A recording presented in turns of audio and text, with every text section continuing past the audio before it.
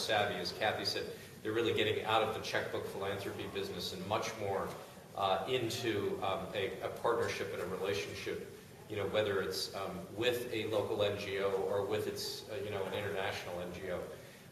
So I look at 5 things. The first thing that I look at is the people in the organization.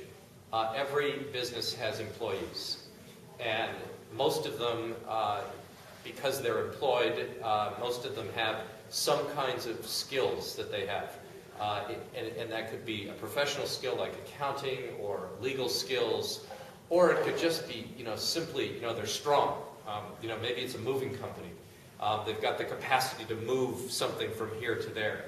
But looking at those employees as really assets, and I can tell you from somebody who runs an organization, the most valuable thing at Youth Service America leaves every day, 6 o'clock, 7 o'clock, 8 o'clock, 9 o'clock, whenever people are leaving the office. And that's the truth in any company, is the most valuable thing walks out the door every evening at the end of the workday. And so looking at those employees and recognizing it when you're going to a company, and it's just to say, gee, we'd love to have a partnership with you. Your people bring an enormous set of assets to the work that we're trying to do. So that's the first thing.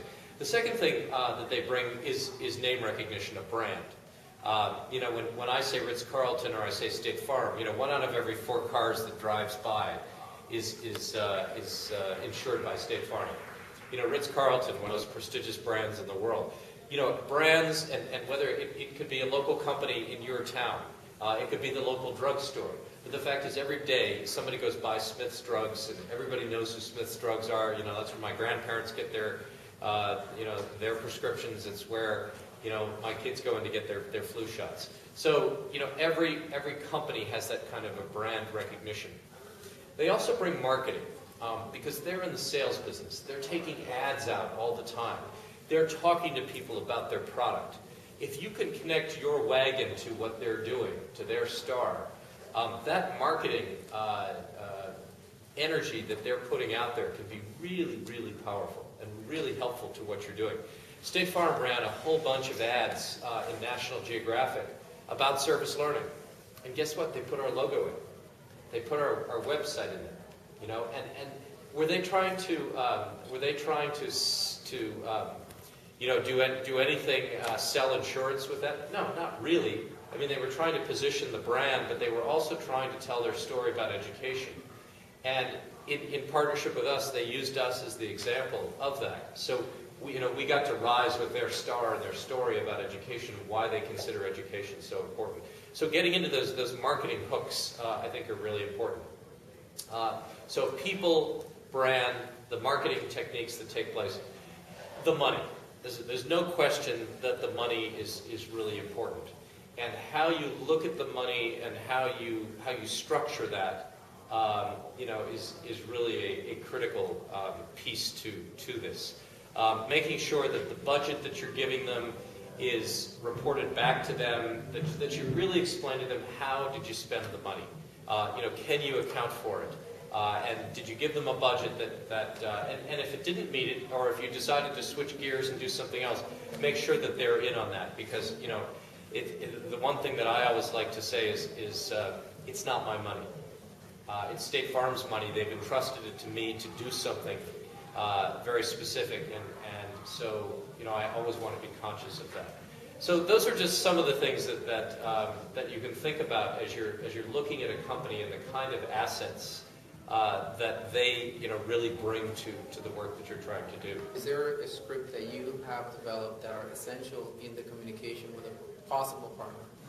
And the second one is, what are those assets that are, how do you evaluate the assets in the community so then you can go after? Because there may be some corporate philosophies that are in place. I don't know that. I think there are 2 things. One, go to the company's website. Find out what's important to them.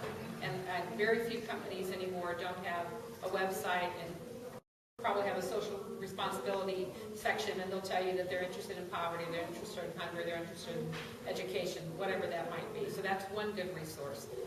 The other thing is always ask the question. It's amazing to me the number of people, because all the education grants eventually end up in my desk. And I'm surprised at the number of people who, first of all, don't know who State Farm is, but are just saying, give us money. And secondly, don't have a plan for what they're going to do once we do that.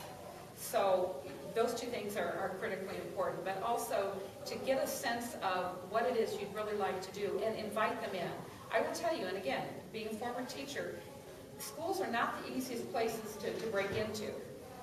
There's some kind of artificial walls there, and for all the reasons we all understand. You don't need thousands of people running your hallways every day. Well, I'm going to take that back. You probably do need thousands of really good people running your hallways every day, doing good things, helping your kids. You have to manage that. But schools sometimes are very resistant to people coming in from the outside. So understand what it is you really want people to do. Do you want people to come in and read to your kids? I can guarantee you there are retirees and there are business people who would love to come in every single day and read to your third graders, or more importantly, have your third graders read to them. But they don't know how to get to you. They don't know what the pathways are to get in the door to help you. So communicate that. Go to your local business and say, here's the needs that we've got. I'll give you a wonderful example. We just finished our Illinois America's Promise Dropout Summit 2 days ago, and we had Mrs. Powell with us for that. And we have a local school, elementary school, that is about 80% free reduced lunch, a very challenged population of kids. We took a group of State Farm people and some other community people and literally went to the principal and said, what do you need? Now, to the principal's credit, instead of saying, well, we want money, the principal said, the biggest issue I have is kids coming to school every year, the first day of school, without their immunizations. And they've got a significant English language learner population at the school. So this Promise Council that we formed around Pepper Ridge Elementary School literally went door to door the 2 weeks before school with a flyer and knocked on doors and said, do you have children that go to Pepper Ridge? If so, here's the information about where you can get immunizations for your kids. And this year, instead of having something like 30% of their kids not ready to start school, they had less than 6% of their kids not ready to start school because of immunizations.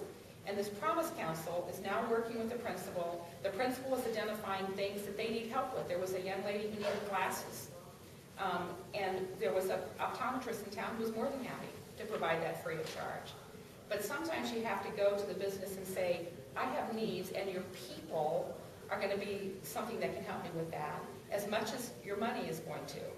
Now, what Pepper Ridge is doing is now the kids are involved with adults, caring adults in their lives that weren't there before, and they're now figuring out, and the adults are going back to the kids and saying, what needs do you see out in the community? Well, the kids are identifying, they want more green space, they want parks, and they're going to be working with the adults to do some of these things, so the kids are now empowered to be part of the solution. Instead of adults coming in and solving their problems for them, the young people are now working with caring adults in their community to continue to identify things. But it's driven by the principal, who said, this is what I need.